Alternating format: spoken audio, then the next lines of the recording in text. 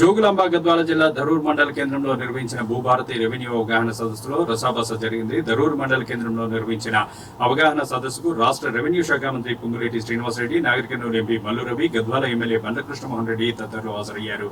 సభా వేదికపై మాజీ జెడ్పీ చైర్పర్సన్ సరిత, అలంపూర్ మాజీ ఎమ్మెల్యే సంపత్ కుమార్ ను స్టేజ్ మీదకు పిలవలేదని నాగర్ కర్నూలు ఎంపీ మల్లు రవి కొద్దిసేపు స్టేజ్ ముందు బాగానే కూర్చుండిపోయారు. సభలో పోలీసులు, సరిత వర్గీయుల మధ్య కొద్దిసేపు వాగ్వాదం జరిగింది. సభ ముగిసి మంత్రి పొంగులేటి వెళ్తుండగా మంత్రి క్యాన్వాయ్ ముందు సరిత వర్గం వారు అడ్డుకునేందుకు ప్రయత్నించగా పోలీసులు కార్యకర్తలను చెల్లాచెదరు చేశారు. ఇక మంత్రి శ్రీనివాసరెడ్డి మాట్లాడుతూ భూభారతి చట్టం ప్రశాంతతని, భరోసాని, భద్రతను కల్పిస్తుందని అన్నారు. గత ప్రభుత్వంలో నష్టపోయిన రైతులందరికీ లబ్ధి చేకూరే విధంగా చట్టం తయారు చేయడం జరిగిందని, అధికారులు మొక్కుబడిగా సమావేశాలు పెట్టకుండా అందరికీ చట్టం గురించి వివరించి గత ప్రభుత్వంలో ఇబ్బంది పడ్డ ప్రతి ఒక్కరికి ఆత్మగౌరవం దెబ్బతినకుండా అధికారులు చిత్తశుద్ధితో పనిచేయాలని హితవు పలికారు. ఇందిరమ్మ ప్రభుత్వం చిత్తశుద్ధితో పనిచేస్తుందని, 1 కోటి మంది మహిళలను కోటీశ్వరులుగా చేయడమే లక్ష్యంగా పనిచేస్తుందని ఈ సందర్భంగా ఆయన వ్యాఖ్యానించారు.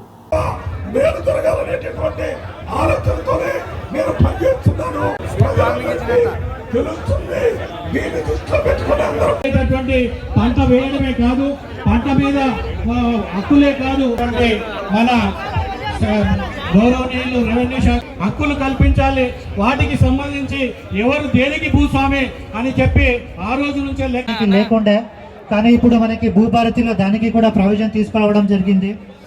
సో 5, 6, 7, 8లో మనకి రికార్డ్ ఆఫ్ రైట్స్ ఎట్లా కలెక్టర్ గారికి, గౌరవనీయులు లక్ష్మీనారాయణ గారు జిల్లా అదనపు కలెక్టర్ గారికి, గౌరవనీయులు నరసింహరావు గారికి, విష్ణువర్ధన్ రెడ్డి గారు,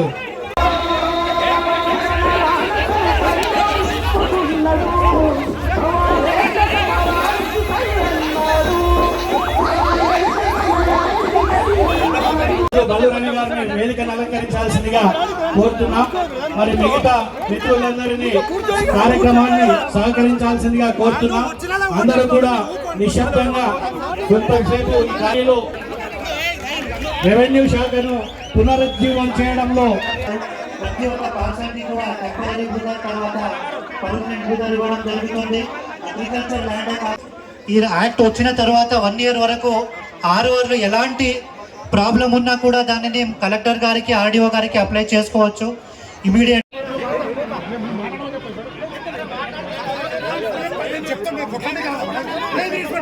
ఈరోజు నేను ఒక సామాన్యమైన రైతునే. మన ఈరోజు ఇక్కడ మంత్రి గారికి, మన స్థానిక ఎమ్మెల్యే శాసనసభ్యులైనటువంటి కృష్ణమోహన్ రెడ్డి గారికి, మళ్ళా అదేవిధంగా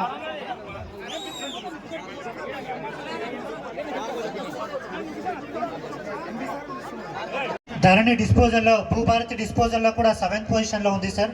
వచ్చినప్పుడు 13th పొజిషన్లో ఉంటాయి. ఇప్పుడు మనం అంతా తొందరగా మీరు డీసెంట్రలైజ్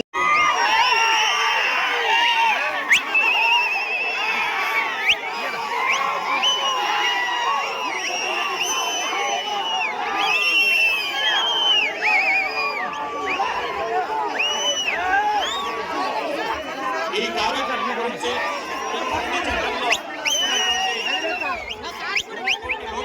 గుర్తించి కొత్తగా మార్పులు ఏ విధంగా ఉన్నాయని గౌరవనీయులు జిల్లా కలెక్టర్ గారిని మనం వివరించవలసిన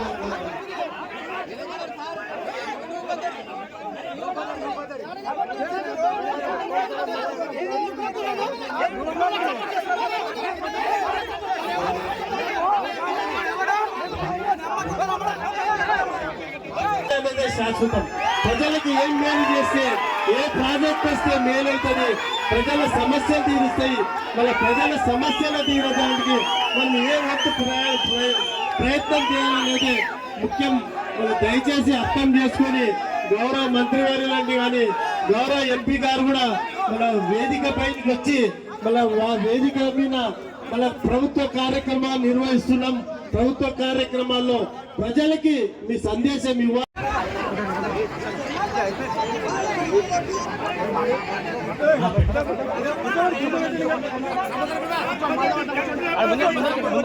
గౌరవనీయులు శ్రేయాల్సిందిగా మరీ కోరుతున్నా. మిత్రులు అందరూ కూడా భూభారతి యాక్ట్ అనేది మనకి చాలా మార్పులు తీసుకుని వచ్చే రైతులు మనకి ప్రతి ప్రతిరోజు ఏది సమస్యలు వస్తున్నాయో దానికి శాశ్వతంగా పరిహరించాలి. సింగిల్ కౌంట్ కాకుండా మ్యాక్సిమం ప్రాబ్లమ్స్ అంతా జిల్లా ఉద్దేశంతో ధరణి యాక్ట్ లేకుండా ప్రవేశం ఇక్కడ పెట్టడం జరిగింది. ఈ చట్టంలో భూభారతి తప్పకుండా మీకు ప్రశాంతతని, భద్రతని, భరోసాని ఈ చట్టం మీకు కల్పిస్తుందని మనస్ఫూర్తిగా మీకు తెలుపుతూ, ఇందిరమ్మ ప్రభుత్వం తెచ్చుకున్న తర్వాత గౌరవ ముఖ్యమంత్రి రేవంత్ రెడ్డి గారి నాయకత్వంలోని మన ఇందిరమ్మ ప్రభుత్వం గడిచిన 15 నెలల్లో రాష్ట్ర ఆర్థిక పరిస్థితి సుమారు 8,19,000 కోట్లు అప్పు చేసి ఆనాటి ప్రభుత్వాలు పైన అప్పు చేశాం. భూమి పెట్టలేమో అని అనకుండా ఉండే విధంగా ఇచ్చిన ప్రతి మాటని నెరవేరుస్తూ అనేక సంక్షేమ కార్యక్రమాలని ఇప్పటికే చేశాం. ఇంకా చేయాల్సినవి కూడా, చెప్పినవి కూడా ఉన్నాయి.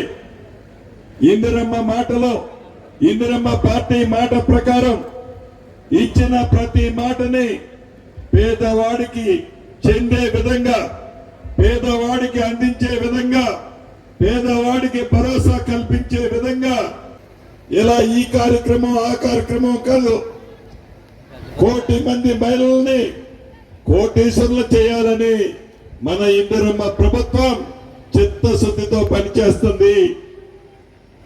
ఉండే ప్రభుత్వం తప్పకుండా చిన్న పొరపాటు కూడా జరగకుండా, అది గత ప్రభుత్వంలోని పెద్దలు, గత ప్రభుత్వంలోని పార్టీకి సంబంధించిన కార్యకర్తలది నిజంగా న్యాయం ఉంటే కూడా చెయ్యొద్దని నేను చెప్పను.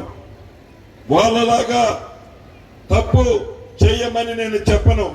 కానీ పార్టీని అడ్డం పెట్టుకోనో, కార్యకర్తలను ఇబ్బంది పెడతామనో, ఏదైనా ఎవరైనా గత ప్రభుత్వంలో ఇంకా అటువంటి ఆలోచనలుంటే ఈ ఇందిరమ్మ ప్రభుత్వంలో అటువంటిది చెల్లదు అని ప్రత్యేకంగా అధికారులకు చెప్తున్నాను. అదే విధంగా ఈ చట్టాన్ని తెచ్చుకున్నాం. గౌరవ అధికారులకు కూడా ఒకటే చెప్పదలుచుకున్నాను. ఏదో మొక్కుబడిగా మీటింగులు పెట్టడం కాదు. గౌరవ కలెక్టర్ గారు మీ జిల్లాలోని ప్రతి మండలానికి కనీసం అవగాహన సదస్సులో 1 పూటైనా ఉండాలి. వారికి పూర్తి అవగాహన కల్పించాలి. వీటితో పాటు మిగిలిన అధికారులు మీరందరూ కూడా ఒకప్పుడు రైతు కుటుంబం నుంచి వచ్చిన వాళ్లే, రైతు సాధక బాధకాలు తెలిసిన వాళ్లే, రైతు ఆవేదన తెలిసిన వాళ్లే. ఎవరైతే రైతులున్నారో, ఎవరైతే పేదవాళ్ళు ఉన్నారో, ఎవరైతే భూములుండి గత ప్రభుత్వంలో ధరణితో ఇబ్బందులు పడ్డ రైతన్నలకి ఈ ప్రభుత్వం తెచ్చిన కొత్త చట్టాన్ని అయితే మేము చేయగలిగాం. అమలు చేసేది మీరు. అమలు చేసేటప్పుడు చిన్న తప్పు కూడా జరగకుండా, ఎక్కడా రైతన్నని ఆత్మ గౌరవం దెబ్బతినకుండా రైతన్నకి భరోసా కల్పించే విధంగా ఈ చట్టాన్ని అమలు చేసే దాంట్లో అధికారులు కూడా చిత్తశుద్ధితో పనిచేయాలని మొన్న కలెక్టర్ల మీటింగ్ లో గౌరవ ముఖ్యమంత్రి గారు చెప్పారు. ఇప్పుడు ఈ వేదిక ద్వారా ఈ సభలో ఉన్న అధికారులకి, రాష్ట్ర వ్యాప్తంగా ఉన్న అధికారులు కూడా తెలియజేస్తున్నాను.